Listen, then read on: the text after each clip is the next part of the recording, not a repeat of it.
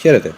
Σε αυτό το βίντεο θα σας δείξω πώς μπορούμε να κάνουμε μια καταχώρηση σε ένα blog, στο συγκεκριμένο του lefkibu.gr. Ο διαχειριστής του συστήματος θα σας έχει στείλει μέσω email πιθανότατα τα στοιχεία εισαγωγής σας. Θα περιλαμβάνει τον σύνδεσμο για το panel σας, ένα username και ένα κωδικό. Τοποθετείτε το username που σας έχει αποστείλει, καθώς και το κωδικό που σας έχει στείλει στο email.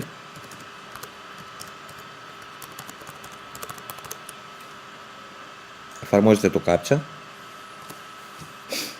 και πιέζετε σύνδεση. Όταν συνδεθείτε θα δείτε ένα παρόμοιο πάνελ. Αυτό που σας ενδιαφέρει εσάς, σαν συντάκτες, είναι τα άρθρα. Εδώ βλέπουμε όλα τα άρθρα που έχει μέσα ο ιστότοπος. Για να βλέπουμε και τον ιστότοπο,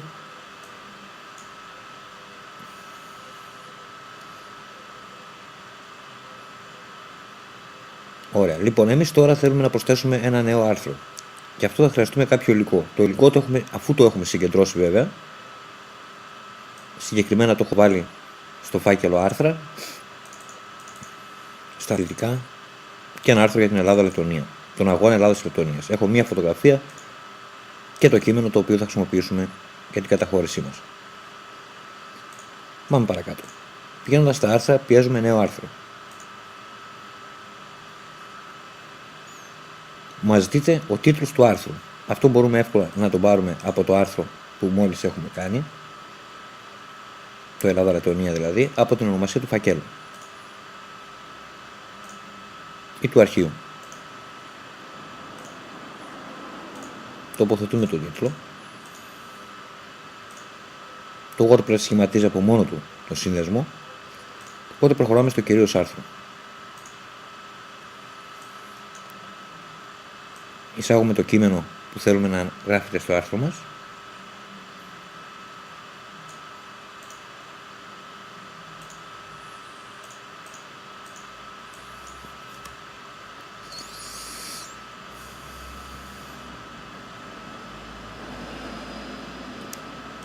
Πολύ ωραία, το άρθρο έχει προσθεθεί. Για να το διαμορφώσουμε καλύτερα για την αρχική σελίδα, θα πρέπει το άρθρο να περιλαμβάνει μέχρι και ως 2 γραμμές για την περίληψή του, πριν το read more δηλαδή. Οπότε διαλέγουμε 2 γραμμές στο περίπου. Είμαστε εδώ. Μπορούμε και εδώ. Τοποθετούμε το read more με μερικές τελίτσες για να επισημάνουμε το άρθρο που συνεχίζεται. Είμαστε έτοιμοι. Προχωράμε παρακάτω. Το άρθρο στη σελίδα θα βρίσκεται ένα sidebar, το οποίο το προτιμούμε στη δεξιά πλευρά. Το sidebar είναι αυτό ακριβώς που βλέπουμε εδώ. Πρόκειται για το μενού και διάφορα άλλα στοιχεία που θέλουμε να δούμε στο κοινό. Επιλέγουμε λοιπόν το sidebar να είναι δεξιά. Εδώ είναι μια προβολή για το πώς θα φαίνεται το κείμενό μας στο Google. Μπορούμε να το διαμορφώσουμε όπως εμείς θέλουμε. Π.χ. τον αγώνα Ελλάδας-Λετωνίας.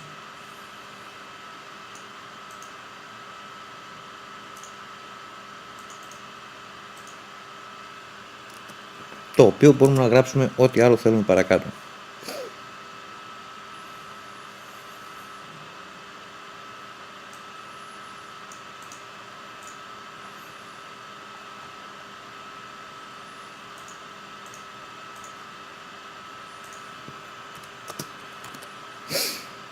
Βλέπετε τώρα μας πώς θα δείχνει στο Google. Προστίθουμε και ένα description, μια περιγραφή, την οποία χρησιμοποιώ συνήθως τις πρώτες γραμμές που έχω βάλει στο κείμενο. Εδώ πέρα οι γραμμές μας δεν πρέπει να περνάνε τους 155 με 156 χαρακτήρες. Μας το δηλώνει άλλοτε εδώ.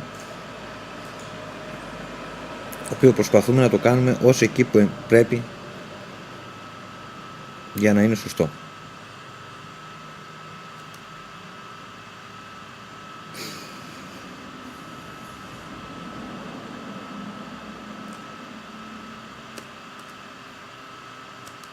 Εδώ είμαστε πολύ καλά. Έτσι λοιπόν θα φαίνεται στο Google το άρθρο μας. Επιλέγουμε κατηγορία για το άρθρο μας. Το άρθρο είναι αθλητικό. Και τώρα προσθέσουμε ετικέτες. Ετικέτες είναι οι λέξεις κλειδιά που θα χρησιμοποιήσει ο αναγνώστης για να βρει το άρθρο το συγκεκριμένο. Μία λέξη που πιστεύω ότι εγώ είναι σωστή είναι η λέξη Mundial.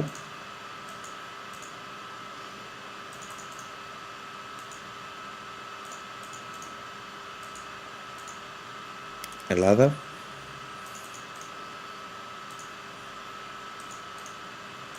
Λετωνία και το έτος. Είναι σαν να ψάχνει κάποιος στο Google για Mundial Ελλάδα-Λετωνία 2014. Το άρθρο μας είναι σχεδόν έτοιμο. Λοιπόν, θέλουμε να προσθέσουμε μια εικόνα ώστε να προσθέσετε στο πάνω μέρος του άρθρου. Κάνουμε μεταφόρτωση αρχείων, δηλαδή επιλέγουμε ένα άρθρο, μια φωτογραφία από τον υπολογιστή μας και την ανεβάζουμε στο διακομιστή.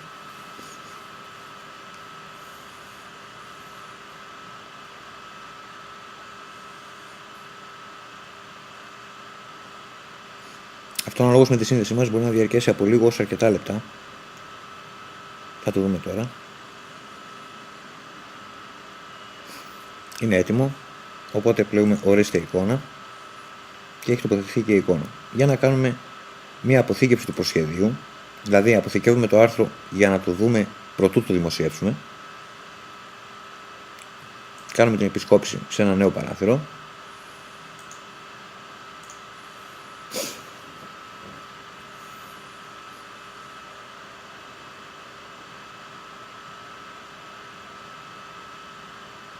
Και βλέπουμε πως το άρθρο μας είναι, αν είναι όπως το θέλουμε.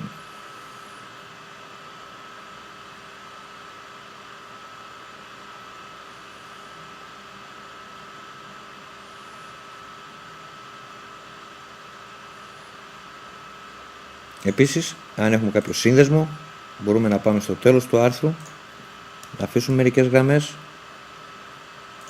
να πάρουμε από το κείμενο το link που έχουμε δώσει, από το YouTube, την εικόνα δηλαδή από το YouTube,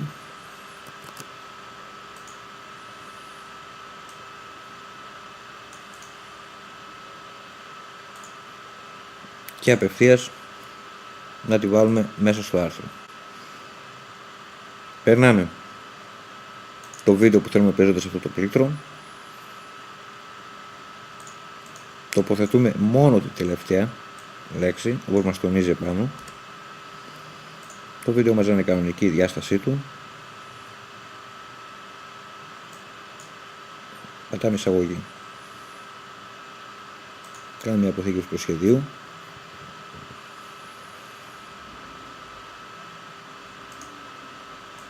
Μια προεπισκόπηση.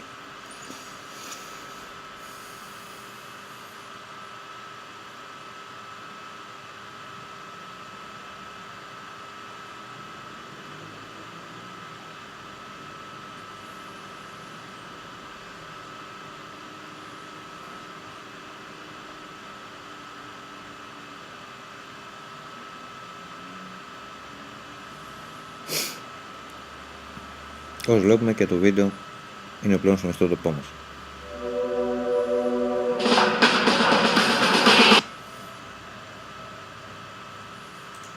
Αφού πλέον έχουμε δει το άρθρο μας είναι σωστό, πατάμε δημοσίευση.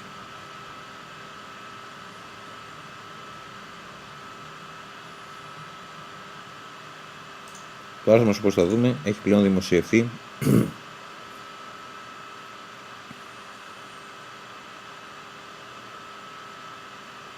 Είναι αυτό ακριβώς.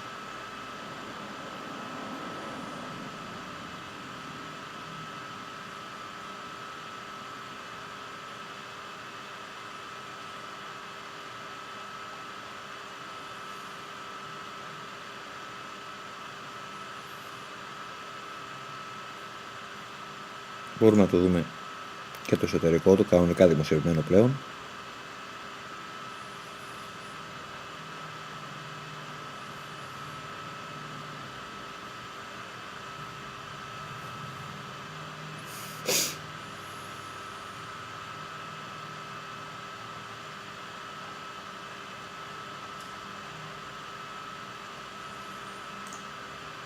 Το άρθρο μας είναι έτοιμο.